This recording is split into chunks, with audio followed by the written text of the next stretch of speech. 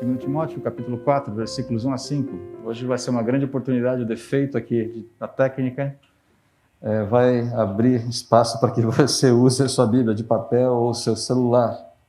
Nós estamos chegando ao final dessa sequência em 2 Timóteo. Estamos entrando no último capítulo, temos 3 mensagens, essa é uma delas. E à medida que Paulo vai terminando a sua carta, algumas coisas muito interessantes vão ficando ainda mais claras. A densidade da carta vai se tornando maior. Você percebe que Paulo está chegando no clímax agora da sua carta para Timóteo. Capítulo 3, a gente já viu uma densidade diferente. Quando chega no capítulo 4, a coisa está um pouco mais densa ainda. E quando Paulo chega no capítulo 4, versículos 1 a 5, ele diz assim, ele escreve assim para Timóteo. Eu lhe digo solenemente, na presença de Deus e de Cristo Jesus, que um dia julgará os vivos e os mortos quando vier para estabelecer seu reino. Pregue a palavra. Pregue a palavra.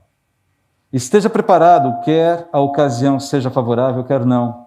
Corrija, repreenda e encoraje com paciência e bom ensino. Pois virá o tempo em que as pessoas já não escutarão o ensino verdadeiro, seguirão os próprios desejos e buscarão mestres que lhes digam apenas aquilo que agrada a seus ouvidos. Rejeitarão a verdade e correrão atrás de mitos. Você, porém, deve manter a sobriedade em todas as situações. Não tenha medo de sofrer. Trabalhe para anunciar as boas novas e realize todo o ministério que lhe foi confiado.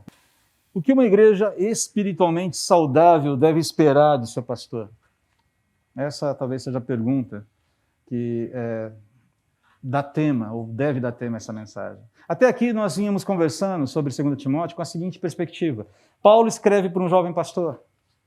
Ele fala com alguém que está se deparando com muitos desafios no ministério pastoral, e desafios que não são menores em função do contexto no qual Timóteo está vivendo. A gente já viu isso, a gente já falou um pouquinho sobre o contexto, o pano de fundo histórico.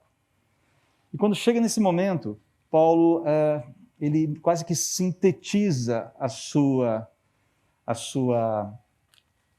fala para Timóteo. Ele chega no ponto crucial aqui da sua mensagem a Timóteo. Ele fala, olha, há algumas coisas essenciais que você não pode negociar. Há coisas que você não pode deixar passar. Que um pastor de verdade não pode deixar passar. Primeira delas. Ok? Continua aí. Né? Eu não sei por que ficou desse tamanho, mas continua aí. Primeira delas, que ele seja fiel na ministração dos desígnios daquele que o comissionou, ou seja, Cristo. Perceba que, olha, ele começa com uma advertência solene para Timóteo aqui. Eu lhe digo solenemente, na presença de Deus e de Cristo Jesus, que um dia julgará os vivos e os mortos, quando vier para estabelecer seu reino. Perceba que Paulo faz uma parada aqui.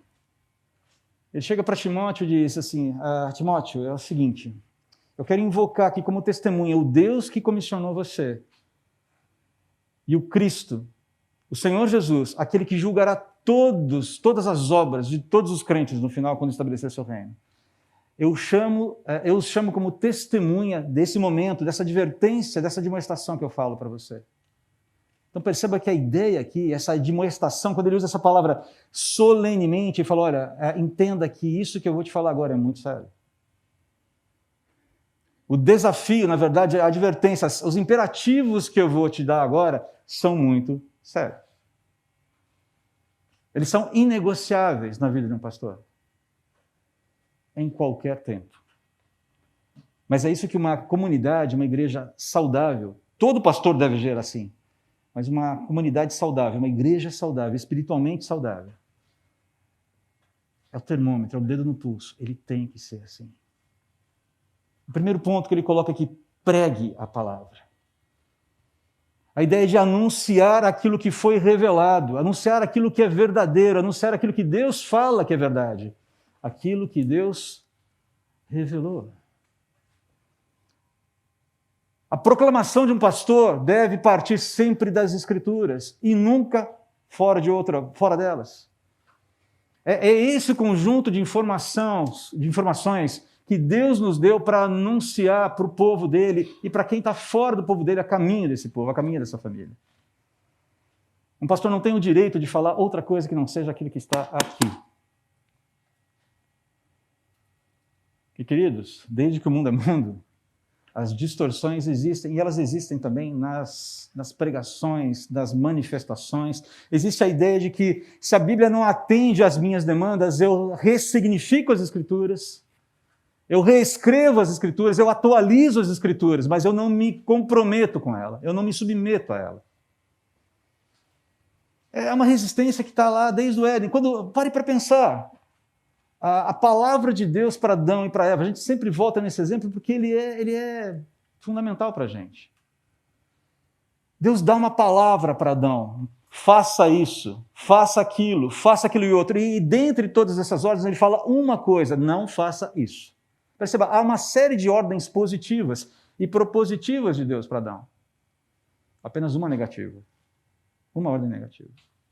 Isso é palavra de Deus anunciada. Isso é palavra de Deus revelada para a sua criação. Adão, de alguma forma, de muitas formas, falha. Inclusive, talvez na comunicação, na expressão daquilo que é vontade de Deus para a sua esposa. Inclusive no momento da queda. Ali havia tempo ainda para que todo aquele processo pudesse ser interrompido. O Senhor diz. Mas o que fica latente ali é aquela distorção. Foi isso mesmo que Deus disse, Eva? Certamente não é bem assim. Ressignificação, atualização, distorção. Existe essa demanda hoje dentro da sociedade. Sempre existiu desde que a queda aconteceu. Mas essa demanda está aí e a gente luta contra isso. O dever de um pastor é lutar contra essa demanda cada vez maior de uma adulteração da palavra. Prega a palavra. Esse é o primeiro compromisso que uma igreja deve esperar de um pastor. Uma igreja saudável deve esperar de um pastor. Mas ele continua. Esteja preparado, quer a ocasião seja favorável, quer não. E aqui existe muita confusão sobre esse ensino, porque, olha, você tem que fazer o tempo todo, não importa quão inconveniente você seja. Não significa isso. Paulo não está falando para Timóteo ser uma pessoa inconveniente com quem quer que seja. Ele fala, olha, quer seja conveniente para você ou não. E isso traz uma profusão de ensinamentos. Porque muitas vezes, queridos, abrir a palavra e pregar a palavra hoje em dia é sinônimo de vou ter problemas com isso. Hoje eu conversava com o Valmir um pouquinho antes do culto. E ele falava assim, André, eu fico pensando no desafio que é hoje em dia ser um pastor. E como é difícil equilibrar, ter que falar a verdade de Deus e não ficar pisando em calos alheios. Eu falei, rapaz, você não faz ideia do malabarismo. Um pastor não tem o direito de sonegar a verdade. Isso não significa que ele vai ser agressivo. Ele tem que controlar o seu ímpeto, domínio próprio. A gente vai falar sobre isso daqui a pouco. Mas ele tem o dever, ele tem o compromisso de trabalhar com a verdade, somente a verdade revelada por Deus, por uma preocupação simples. Ele quer ser responsável diante do cuidador, do Senhor do rebanho, pelo cuidado com o rebanho. Cada pastor será cobrado de Deus com o que fez com o rebanho que Deus lhe confiou. Haverão dias em que eu terei que acertar contas com Deus sobre a vida de cada um de vocês. E na lista, pregou a palavra? Pregou a palavra? Mas a ideia do esteja preparado é, não importa o quanto isso te custe, não importa o quanto isso te tire da tua zona de conforto. André, Timóteo, Filipe, Cláudio, Marcos, pastores, façam o serviço de vocês. Porque em algum momento será inconveniente. Gilmar falava um dia, eu falei, rapaz, olha, se tem uma profissão que eu não queria, é uma função que eu queria, pastor, é ser pastor. Pastor, o que você falou mesmo aquele dia, Gilmar, para mim? Pastor é pastor, ele é conselheiro, ele é motorista, ele colocou uma lista de funções que pastores cumprem. Eu falei, rapaz, você sabe que eu nunca tinha pensado isso, né? Eu falei, rapaz, eu não dou conta disso tudo. Eu falei, bom, eu nem penso, a gente faz, a gente tem que fazer. tem que fazer, porque um pastor, ele tem essa responsabilidade. Cuidado, ele tem que entrar na brecha, ele tem que se ocupar de cuidar do rebanho. E não é só acariciar a ovelha. Às vezes você tem que dar filhinho, não é por aí. Aqui não. Não é muitas vezes conveniente, ainda mais em dias como os nossos, em que os milindres são tão grandes. Você há de convir comigo que a gente vive numa sociedade muito milindrada. Geral. As pessoas se doem por muito pouco. Mas não é só isso, ele fala também, corrija, repreenda, encoraje com paciência e bom ensino. E a ideia aqui da correção é disso, mostre a culpa que ele tem. Queridos, corrigir significa mostrar a culpa que o outro tem. Mas não no sentido de destruir, não no sentido de fazê-lo torcer, fazê-lo dobrar-se. Dobrar-se no sentido de ficar prostrado no chão e não se levantar mais, mas de dobrar-se diante do Senhor, assumindo aquele problema e a necessidade do tratamento daquele problema. Corrigir é mostrar a culpa. É mostrar, há um erro aqui, você está vendo? Há um problema aqui, você enxerga? E não é porque eu acho que você tem um problema, é porque há princípios aqui. Há verdades reveladas aqui que nos dizem que se a gente caminhar nesse caminho que você quer, não vai dar certo, cara. E esse é sempre um momento de muito desconforto, queridos. Esse é um dos momentos de inconveniência do ministério pastoral. Quando você tem que confrontar alguém que você sabe é culpado, que tem erros. Até porque no primeiro momento o que você tem que fazer é um autoexame. E como é que eu estou nessa questão aqui? Como é que o meu coração está aqui? Aquela história de você não tirar o cisco do olho do irmão antes de dar uma olhada para ver se a trave do teu olho não foi retirada. É necessário fazer um autoexame antes. Você tem que fazer autoexames constantes. Porque, além de tudo, pastores são pecadores. Mas a responsabilidade de exemplificar o caminho e a aplicação do princípio na vida é primariamente nossa. Se o evangelho funciona, tem que funcionar na minha vida primeiro. E por isso que cada vez que você entra num processo de tentar corrigir, repreender, para então encorajar, e você não vê ecos, a gente sente um gosto de derrota na boca. Não porque o evangelho não funcione, mas porque você viu uma resistência àquilo que poderia ter sido. A gente vê o que poderia ter acontecido e não aconteceu. É triste, muitas vezes é doloroso. Mas perceba, repreenda, corrija, mostra a culpa, repreenda, ou seja, traga a pessoa para entender onde foi que o processo começou a dar ruim e o que fazer para reorganizar a vida em relação àquele erro.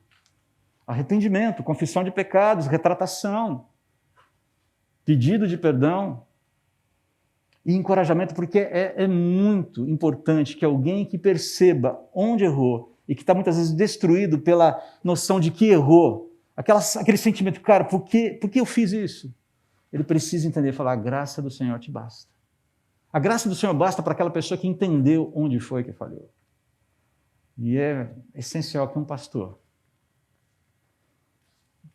encoraje alguém que está nesse estado. Não se canse dos seus recomeços, porque Deus não se cansa. Agora perceba como é que você corrige, como é que você repreende, como é que você encoraja. Com paciência. Agora deixa eu falar uma coisa. Você sabe disso. Quem já orou pedindo paciência para Deus aqui? Essa é a oração que a gente não gosta muito de fazer, né? Por quê? Porque você sabe como ele vai produzir paciência em você. E qual é a forma de produzir paciência? Colocando você em situações em que você será esticado. E o que é paciência, no fim das contas? Paciência é aquela disposição de perseverar com o outro, em favor do outro, sem ganhar nada do outro, apesar do outro muitas vezes quase sempre não merecer. É isso que é ser paciente. É óbvio, aí você fala, mas não tem limite isso? Tem, o limite é quando o outro não quer mais continuar caminhando com você. Isso não significa que você vai deixar de ser paciente com ele, isso significa que você vai deixar as portas abertas para ele. Para que no momento em que ele quiser continuar caminhando com você de novo, isso possa acontecer. Isso é possível. O evangelho funciona. Então a ideia é essa, com paciência e bom ensino, novamente. Eu não corrijo com base naquilo que eu acho, eu não repreendo com base naquilo que eu penso, e eu não encorajo sem qualquer espécie de critério que não seja os critérios das Escrituras.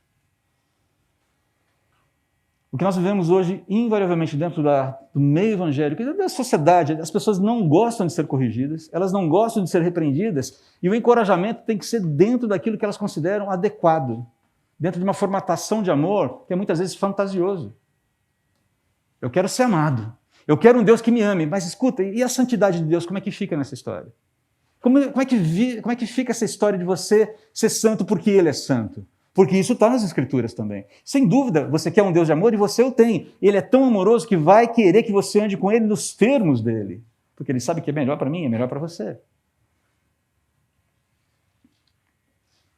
O que esperar de um pastor?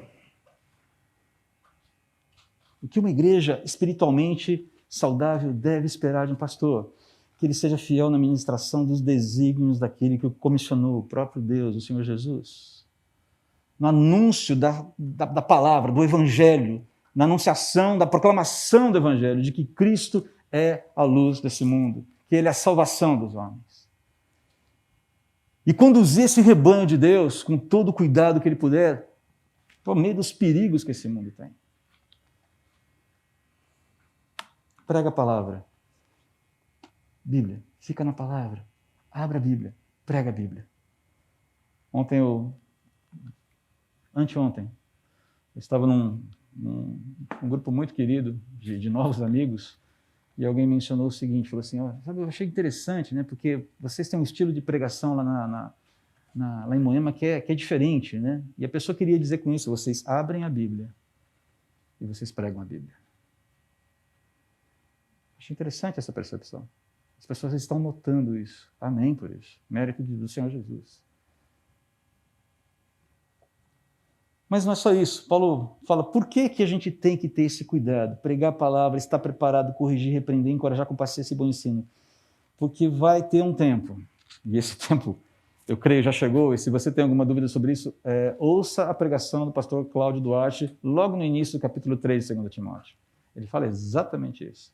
Paulo aqui, na verdade, está recuperando um pouco aquilo que ele já falou ali em 2 Timóteo, no capítulo 3. Pois virá o tempo em que as pessoas já não escutarão o ensino verdadeiro. Haverá uma refratariedade àquilo que está revelado aqui. Por quê? Porque a palavra de Deus confronta.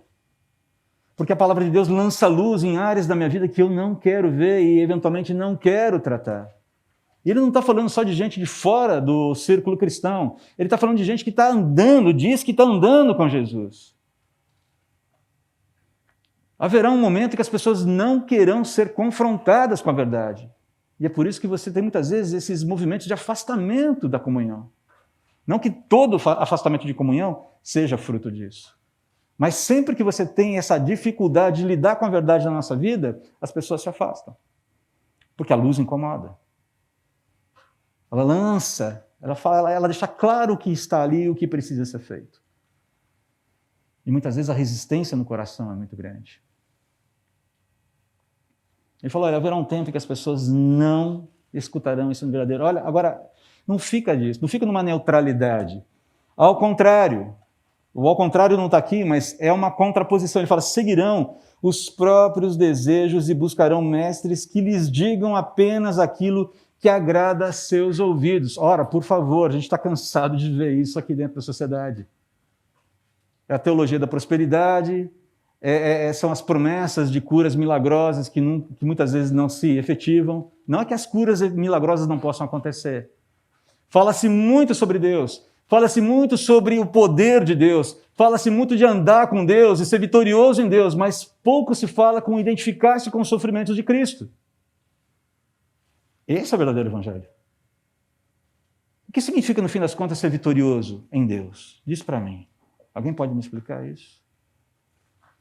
Ontem, no PG do Cris e da Alessandra, uma pergunta muito interessante foi feita por uma menina de 9 anos. O que é ser evangélico? Olha que pergunta teológica. Boa, das boas. Uau! E aí, se alguém chega para você e pergunta o que é ser evangélico, o que você responderia? é ser identificado com Cristo, viver com Cristo e anunciar Cristo. Basicamente é isso que significa ser evangélico. Evangélico é alguém que aderiu ao Evangelho, ao pacote todo do Evangelho. E não só algumas partes mais interessantes dele, ignorando outras. Gosto muito daquele disco do Vencedores por Cristo, da década de 80, acho tudo ou nada, né? Tudo ou nada pega ou larga de vez. Não tem meio termo, não tem via média com Jesus. Jesus não nos deu essa opção. Aqui já é C.S. Lewis falando no seu livro Cristianismo e Puro e Simples. Ou você pega o pacote completo ou você ignora o pacote completo. Não adianta querer ficar com a melhor parte do cardápio, ignorando alguns aspectos mais complicados dele. Agora, essa ideia de você construir, ele fala, seguirão os próprios desejos e buscarão mestres que lhes digam apenas aquilo que lhe agrada aos seus ouvidos. Perceba que não existe só essa ideia de alguém que corrompe, que percebe, que seduz com a distorção, com a mentira, com a desconstrução, com a reavaliação, seja lá o que for. Mas existe alguém que tem o desejo consciente de ser corrompido. Ou talvez nem tão consciente. Alguém que vai buscar mestres que falem, que confirmem, que autentiquem a sua forma equivocada de viver. Não vou dar exemplos aqui, mas tem igreja para todo tipo e gosto nesse mundo hoje em dia. E que assimila todo tipo, e que o acolhimento, queridos, deve ser sempre total. Nós devemos acolher qualquer pessoa que chegue aqui, em qualquer situação. Se um dia chegar aqui alguém se dizendo com uma orientação sexual atípica daquela que nós cremos ser a correta, nós devemos acolhê-lo, sim. Devemos acolhê-lo com todo amor.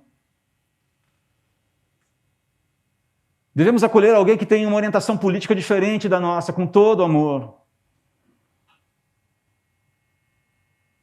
Devemos acolher aquele cara que saiu do presídio, que não sabe o que fazer da vida, e que vem aqui com todo amor. Devemos, precisamos. Essa faz parte do core do cristianismo, do núcleo do cristianismo.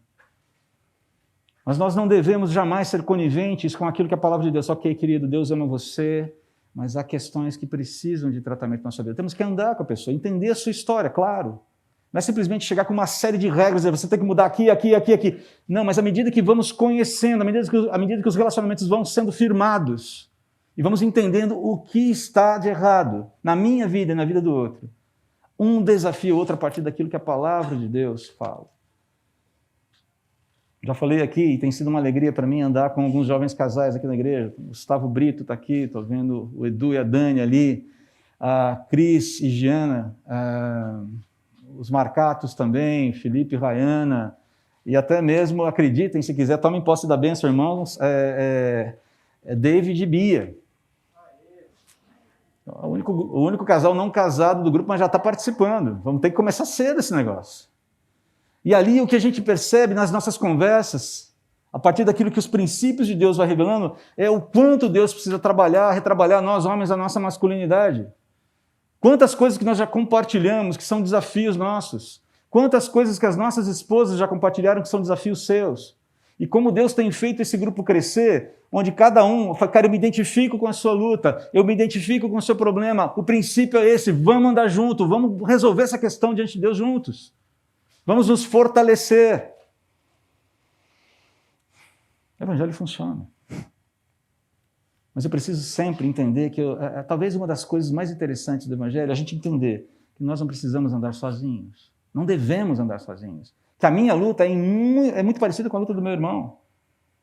E que nós podemos, com essa troca, onde eu abro as minhas fragilidades, onde eu abro as minhas inquietações, compartilhar com ele, e ele fala, rapaz, eu tenho a mesma sensação, eu luto com as mesmas questões, talvez de forma um pouco diferente, as histórias são diferentes, mas as lutas são, em muitos aspectos, muito parecidas também.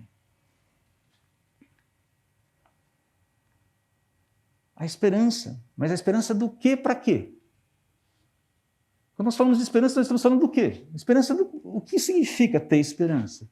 E por que precisamos ter esperança? Senão porque vivemos num mundo caído que nos afeta. E a gente precisa lidar com essas questões aqui.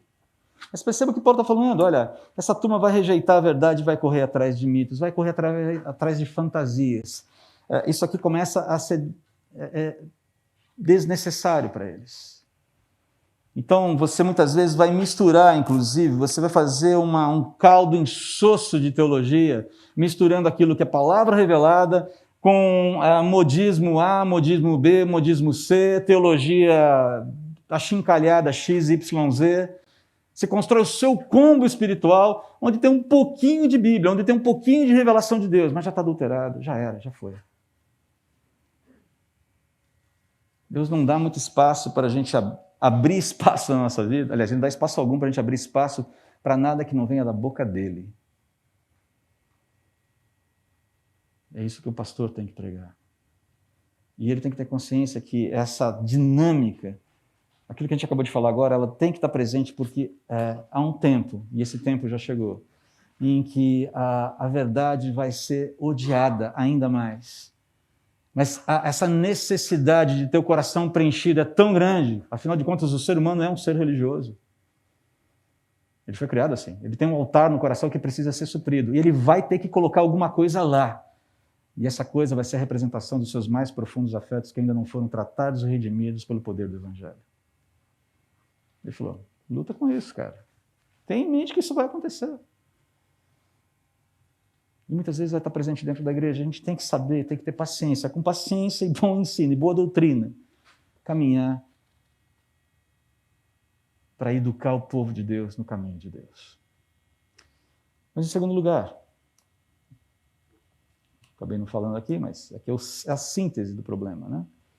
Não darão ouvidos à verdade, serão guiados por seus desejos, as pessoas buscarão quem autentique seus erros, usando muitas vezes a própria Escritura. Trocarão a verdade por narrativas com conforto, sem confronto. Mas estava esquecendo aqui da citação do Keller, do Timothy Keller. Recentemente, no Twitter, ele escreveu o seguinte: as pessoas do nosso tempo tendem a examinar a Bíblia procurando coisas que não podem aceitar. Eu quero ver, hoje, né? Hoje a ideia hoje é, eu tenho autoridade, com base na minha experiência, com base nos meus gostos, com base na minha história, com base em quem eu sou, para dizer, isso não me serve. E, na verdade, não é que ele não me serve, eu estou desautorizando o que isso aqui está falando. Essa ideia de você ressignificar as Escrituras vem disso. Essa ideia de você atualizar as Escrituras vem disso. Essa ideia de você simplesmente torcer, criar um ensino novo, um ensino mentiroso a partir do ensino verdadeiro, vem disso. Não posso aceitar isso. Não posso aceitar um Deus que faz isso. Foi bom, ok. E ele continua, mas nós, cristãos, devemos permitir que a Bíblia nos examine. Não sou eu que examino a Bíblia para autenticá-la ou não. Eu a examino para que ela me examine, para que eu seja examinado e para que os meus caminhos sejam autenticados ou não. E no momento que eles não forem autenticados, que eu humildemente me dobre diante do Senhor e fale, Senhor, aqui não está legal. Me mostra qual é o caminho. Me mostra onde eu estou errando. E se o erro já ficar muito claro, já estiver muito claro, que eu admita, me refugie na graça, peça perdão e siga a vida, mudando, fazendo os ajustes necessários, de acordo com os princípios que foram passados. Nós, cristãos, devemos permitir que a Bíblia nos examine, procurando coisas que Deus não pode aceitar. A doce graça oferecida, então a doce graça oferecida por Ele, a beleza do seu amor terá significado muito maior. Mas em segundo lugar, que Paulo fala aqui para Timóteo, encerrando esse texto de hoje. Você, porém, ou seja, sabe essa turma que está buscando mestres que falem segundo as suas coceirinhas nos ouvidos? Você, porém, em contraste àquilo que Paulo acabou de falar, deve manter a sobriedade. Essa ideia de manter-se firme dentro de um parâmetro que já foi dado para você. Não se desviar, não se distanciar da palavra revelada, do parâmetro de Deus para a sua vida e a vida dos seus irmãos. Viva com sobriedade, domine-se A ideia é tenha domínio próprio em todas essas questões, sempre sendo regulado pelo aprendizado da palavra que você vai ensinar. E ele fala, tenha sobriedade, tenha domínio próprio em todas as situações, discirna, busque discernir as situações. Sempre atuando com aquilo que Deus está revelando para você. Qual é o caminho que Ele está propondo para você nesse caminho? Qual é o caminho que Ele está propondo para o teu rebanho nesse momento? E aí vem uma das frases que mais me desafiam nas Escrituras. Não tenha medo de sofrer. Um amigo certa vez falou assim, André, o ministério pastoral, se visto só sob o ângulo, só sob o horizonte, só sob o olhar de vantagens desse mundo, vantagens que você pode oferir nesse mundo, é o pior serviço que alguém pode ter. Um pastor semeia para a eternidade. Ele planta para a eternidade. Os frutos estão na eternidade. 1 Pedro capítulo 5 fala sobre isso. Você não semeia para conquistar nada aqui e agora. Você semeia para frente. Enquanto você está semeando, tenha a ideia, esse amigo falando, tenha a ideia de um lavrador. E ele usou uma imagem bastante rústica de um lavrador, aquele sujeito que pega o arado ainda com tração animal, e tem que fazer todo aquele esforço para poder sulcar a terra, para poder preparar a terra, tirando as pedras do caminho, lutando contra a resistência da terra, lutando muitas vezes contra o cansaço do animal, lutando muitas vezes contra o seu próprio cansaço, debaixo de um sol muitas vezes escaldante, para preparar aquela terra. Ele falou, não desista de arar a terra, não desista de semear a semente, não desista de regar, porque a tempo certo Deus vai dar o resultado dessa plantação. Paulo, lembra da mensagem do pastor Simval semana passada? Ele falou sobre isso. Se vai ser a 30 por 1, a 60 por 1, a 100 por 1, Deus sabe e é soberania dele. E o lucro que ele vai dar dessa semeadura é desejo dele, é propósito dele, não sou eu que controlo isso. Mas eu tenho que sulcar a terra, eu tenho que arar a terra, eu tenho que tirar as pedras do caminho, eu tenho que semear, eu tenho que irrigar. E contar com a irrigação celeste também, porque só ele que manda a chuva no tempo certo. É isso que um pastor deve fazer. Não tenha medo de sofrer nesse processo de arar a terra, de semear a semente e de irrigar. Não tenha medo de sofrer, você vai sofrer. O sofrimento é certo, dá trabalho, cansa, é exaustivo, mas lembre-se, o prêmio é eterno. Gente, nenhum pastor sério que eu conheço se contenta com que palavra abençoada, pastorinho um tapinha nas costas no final do culto. Não é isso que nos... Pastores que vivem com base de tapinha nas costas, dizendo, puxa, que palavra abençoada a sua. Não dura muito tempo no ministério. O que deixa um pastor encantado é quando ele vê vidas sendo transformadas, alcançadas pelo evangelho que ele está pregando. Gente aberta, entendendo qual é o propósito. Ainda que muitas vezes resistindo num primeiro momento, mostrando os dentes, eu não entendo, eu não sei. Ok, vamos lá. Mas não desistindo, jamais desistindo, jamais abrindo mão de tentar, de continuar.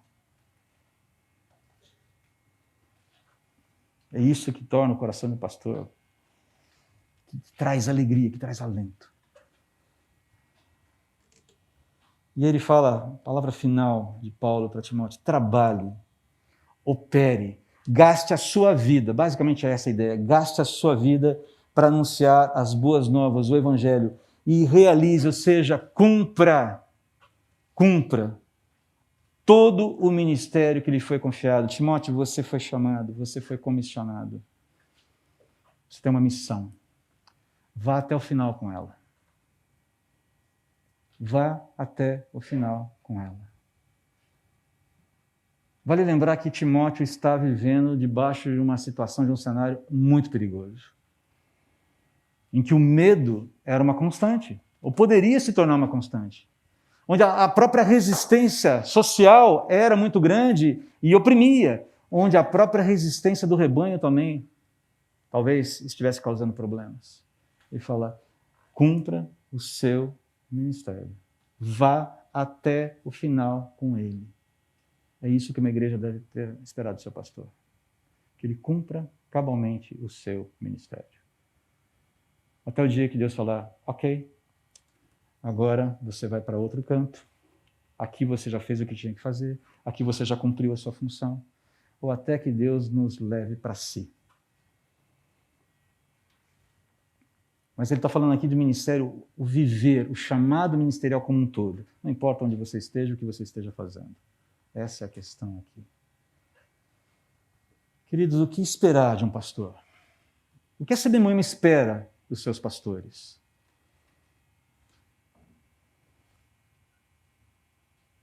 Que nós preguemos a palavra. Voltar aqui. Que nós preguemos a palavra. Que nós estejamos preparados, quer seja conveniente para nós ou não. Que nós estejamos dispostos a corrigir sempre que necessário. E mais, lembrar que nós também muitas vezes precisamos ser corrigidos. Muitas vezes eu vou precisar ser repreendido. Eu vou precisar ser encorajado. Pastor Cláudio precisará, pastor Felipe precisará, pastor Marcos Amado precisará. Os presbíteros precisarão. A liderança espiritual dessa igreja precisará. Mas quando fizermos isso, façamos com base naquilo que as Escrituras nos revelam. Essa é a regra do jogo dentro da igreja. É assim que deve funcionar. É assim que precisa funcionar. Muito simples, né? Posturas que uma igreja espiritualmente saudável deve esperar de um pastor. Fidelidade na administração dos desígnios de Deus, sempre a partir da palavra revelada. E cumprir seu chamado plenamente, com perseverança e integridade. Lembrando que integridade, ser íntegro, não significa não errar. Ser íntegro significa tratar dos seus problemas, dos seus erros, das suas falhas, sempre que elas lhe forem apontadas. Integridade, quem anda em integridade, um homem íntegro, uma mulher íntegra, não são pessoas que não erram. São pessoas que, quando confrontadas com a sua falha, com o seu desvio, seja ele qual for, imediatamente reconhecem e procuram corrigi-lo. Quero perguntar para vocês, é esse o pastor que vocês querem ter? Pensem bem. Vocês podem desistir a qualquer momento. Da minha parte, e não tenho autorização para falar em nome dos pastores da igreja, mas creio que falo também por eles. Da minha parte, esse é o pastor que vocês terão. Esse é o compromisso que eu assumo com vocês aqui mais uma vez. Vamos orar. Pai Santo, eu quero te agradecer pelo desafio que Paulo nos traz nesse texto de hoje. Eu não posso negar que para mim é extremamente desafiador receber tais imperativos. E eu não tenho condições de fazer isso se não for na tua graça. Não tem em mim as forças, não tem em mim o vigor, não tem em mim a competência para viver dessa forma se o Senhor não ministrar em mim a tua graça, se o Senhor não me capacitar sobrenaturalmente. Então eu clamo que o Senhor faça esse movimento em meu favor, em favor do Cláudio, em favor do Felipe, em favor da liderança espiritual dessa igreja.